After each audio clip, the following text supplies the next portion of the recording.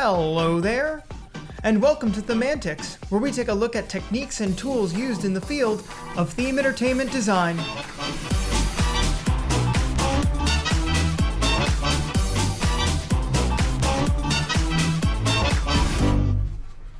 Theme entertainment design counts as theme parks, immersive theater, interactive experiences, museums, and much, much more in the world of experience-based art.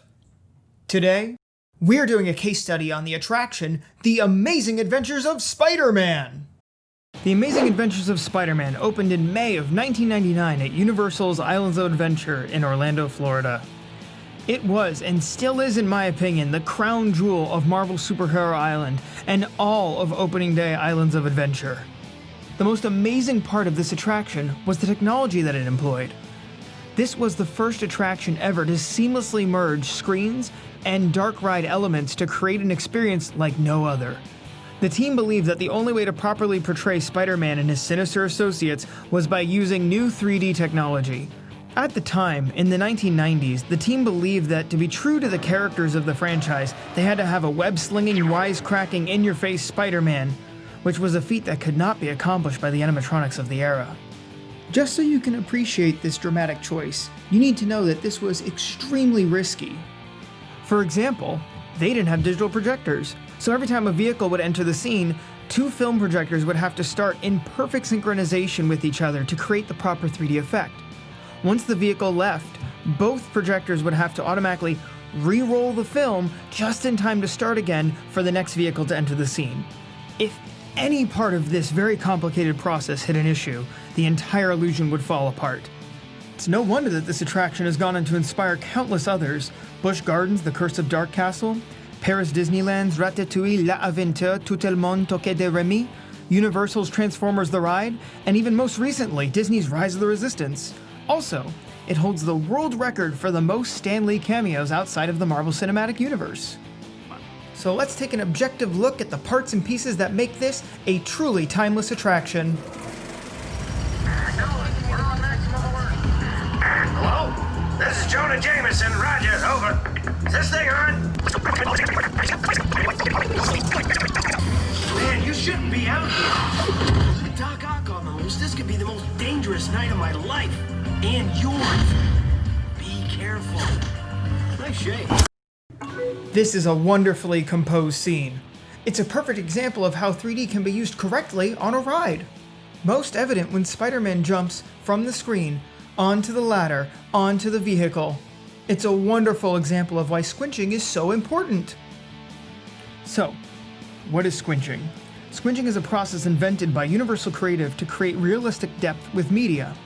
This is why the 3D on Spider-Man actually looks like there is a real environment beyond the screen rather than a 2D plane. The perspective of the environment on the screen warps to cater to the vehicle's point of view, thus creating a convincing illusion of depth, but only from the ride vehicle. This was truly innovative for its time and has rarely been copied better than its original. Spider-Man, that no good. Be able to stop me. You mean stop us? Yes, of course. Hey, what's going on? What was that? Ooh, that was fun. There's a lot to unpack here. So this illusion here is one of my absolute favorites. It's subtle, but it echoes similar effects you can see throughout this attraction. It's another great example to show how screens are not just a crutch, but a tool, and as a tool, they must be used very wisely. So look here.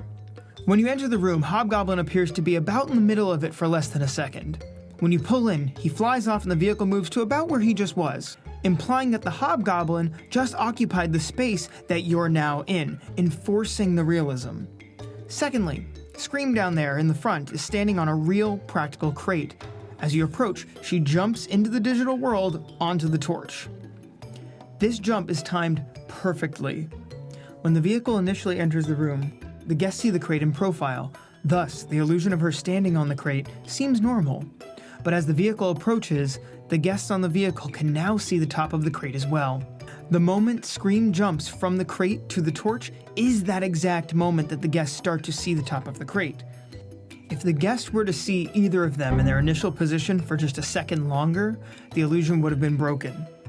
Every character moment is made to reinforce that these characters are real and that they inhabit the same space as the guest.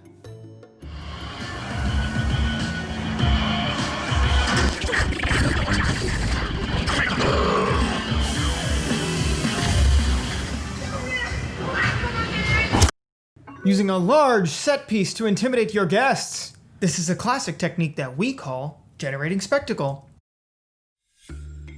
So what do I mean by creating spectacle?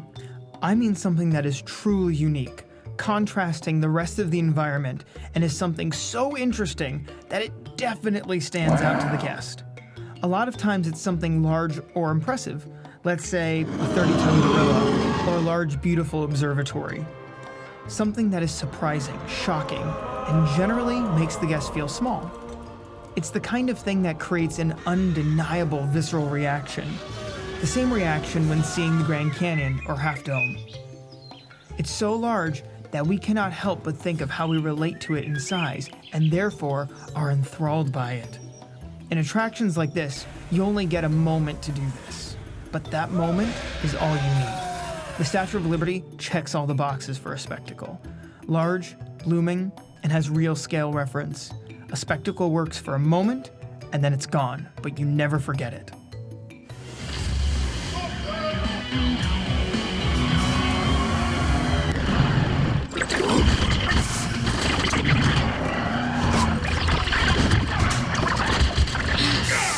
Well, it's good enough for your sitting duck friend. Have a nice trip. Hey, wait for me! You're not insured for this! Hang on, I'm webbing you down from here. Great Green Galactic Levitation Lampooning Batman! The blast from the ray is green, all the fog is green, and even the lights on your vehicle have gone green. This is the payoff after observing the levitation ray's effects on everything else in this attraction. But now, you're living it, baby! This is a great example of what I've come to call the wow moment on an attraction. It's a big, amazing moment that is so impressive and unbelievable that the guest doesn't have enough time to figure out how the effect was done. Some other wonderful examples are the boulder on Indiana Jones and the Temple of the Forbidden Eye, and the disappearing room in Poseidon's Fury. The wow moment is something that must be executed perfectly because it is the moment where you convert the non-believers because no one really knows how it's done. The best thing is, it just has to be smart. This illusion in particular survives on a fall-away wall, cleverly rendered media, and running gobo lights on the facades beside the vehicles. At this point, the guests are accustomed to the lateral movement of the vehicle that it has been doing for the entire duration of the ride. But this breaks from that so quickly that the guest doesn't have a moment to register what's happening. Entire premises can be built around a wow moment. Do you think that the levitation ray was created for this ride because it existed previously in the Spider-Man universe? No. Narratively, it's a perfect example of the Chekhov's gun principle in theme park design. So let's talk about Chekhov. Anton Chekhov was a Russian playwright in the late 1800s. He is credited with the dramatic principle called Chekhov's gun. It states that everything that is told or shown to the audience should be relevant to something in the story. In short, if you bring a gun on stage, you better fire it. Therefore, if you show a levitation ray to the audience, they better get levitated. It's a promise that the guest has already wished for in their head, and making it come true is the greatest thing that you could do for them and the narrative. Down from here! A successful aspect of these flying scenes is that each screen is representing a different experience of levitating. First, you rise, then you're flying around for a little bit, then your horizon line is dramatically shifted backwards, and then you're falling. You need to find ways to hold your guest's attention and use your mechanic, in this case levitation, to your advantage. Ask, what can we do with levitation to tell the story?